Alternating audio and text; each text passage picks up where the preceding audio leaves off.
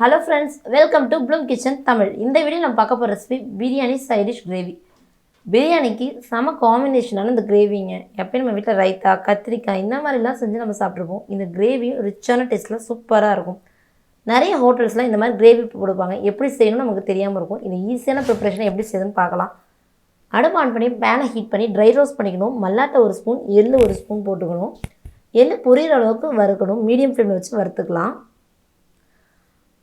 எள்ளு பொரிஞ்சுனே ஆஃப் பண்ணிவிட்டு ஆற வச்சு ஃபைன் பேஸ்ட்டாக அரைச்சிக்கலாம். இங்கே பாருங்கள், நல்லா பொரிஞ்சிருச்சு எள்ளு.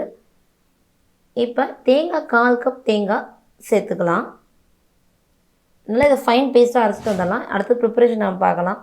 அடுத்து பேனை ஹீட் பண்ணிவிட்டு 3 ஸ்பூன் ஆயில் ஹீட் ஆனதும் 1/2 ஸ்பூன் ஜீரகம் போட்டு கருவேப்பிலை பொரிஞ்சதும் 2 வெங்காயம் நல்லா பேஸ்ட்டாக அரைச்சி வச்சுருக்கோம். 1 கப் வரும். அது பேஸ்ட்டாக அரைச்சி வச்ச வெங்காயத்தை சேர்த்துக்கலாம். லைட்டாக கலர் சேஞ்ச் ஆனதுக்கப்புறம் இஞ்சி பூண்டு விழுது 1 ஸ்பூன் எல்லாத்தையும் ஒரு சேர கலந்து பச்சை வாசனை போக வதக்கிக்கலாம். இங்கே பாருங்கள், வதக்கியாச்சு.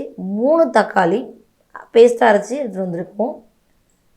டொமேட்டோ பூரியாகவே சேர்த்துக்கலாம். இந்த மாதிரி நல்லா கொதித்து வந்துருச்சு தக்காளி. இப்போ மஞ்சத்தூள் 1/4 ஸ்பூன், உப்பு தேவையான அளவு போட்டுடலாம். நல்லா தண்ணி சுண்டி பச்சை வாசனை போய் திக்காகும், அது வரைக்கும் நல்லா வதக்கிக்கலாம். இங்கே பாருங்கள், எண்ணெய் பிரிஞ்சு வர ஸ்டேஜுக்கு வந்துருச்சு. இப்போ மிளகாத்தூள் 1 ஸ்பூன், மல்லித்தூள் 1/2 ஸ்பூன், கரம் மசாலா 1/2 ஸ்பூன் போட்டு நல்லா எல்லா மசாலாவும் ஒரு சேர கலந்து விட்டுட்டு தேவையான அளவு தண்ணி ஊற்றிக்கலாம். நல்லா கொதித்து அந்த பச்சை வாசனை ஃபுல்லாக போட்டு மசாலாலேருந்து. இப்போ பொடிச்ச மிளகு 1 ஸ்பூன் சேர்த்துக்கலாம். அரைச்ச பேஸ்ட்டே இப்போ ஆட் பண்ணிக்கலாம். லாஸ்ட்டாக தேங்காய் அதிகம் தேவையில்லைன்னு நினச்சா கம்மியாக நம்ம சேர்த்துக்கலாம். நல்லா கலந்து விட்டுட்டு தேங்காய் சேர்த்துக்கிறதுலாம் திக்காகும். கொஞ்சம் தண்ணி ஆட் பண்ணிக்கலாம். கொஞ்சம் தண்ணியாக இருந்தால் தான் இந்த கிரேவி நல்லாயிருக்கும் பிரியாணியோட நம்ம மிக்ஸ் பண்ணி சாப்பிட்றதுக்கு. நீங்கள் பாருங்கள், நல்லா எண்ணெயெல்லாம் பிரிஞ்சு கொதித்து வந்துருச்சு. நம்ம ஊற்றின எண்ணெய் பிரிஞ்சு வந்துச்சு. கொத்தமல்லியில் கொஞ்சம் தூவி நல்லா கலந்து விட்டு அடுப்பு ஆஃப் பண்ணிடலாம். நம்மளோட biryani gravy side dish ready ஆகிடுச்சு.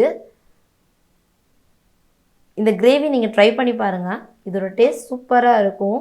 பிரியாணியோடு சாப்பிட்றப்ப அவ்வளோ ஒரு ரிச் டேஸ்ட் கொடுக்கும். இது நம்ம எப்பயும் நார்மலாக சாப்பிட்ற மாதிரி ரைத்தா அந்த மாதிரி எடுத்துக்காமல் இந்த மாதிரி வித்தியாசமாக செஞ்சு சாப்பிட்றப்ப நமக்கு ஒரு எனர்ஜெட்டிக்காக இருக்கும். தேங்க்ஸ் ஃபார் வாட்சிங்.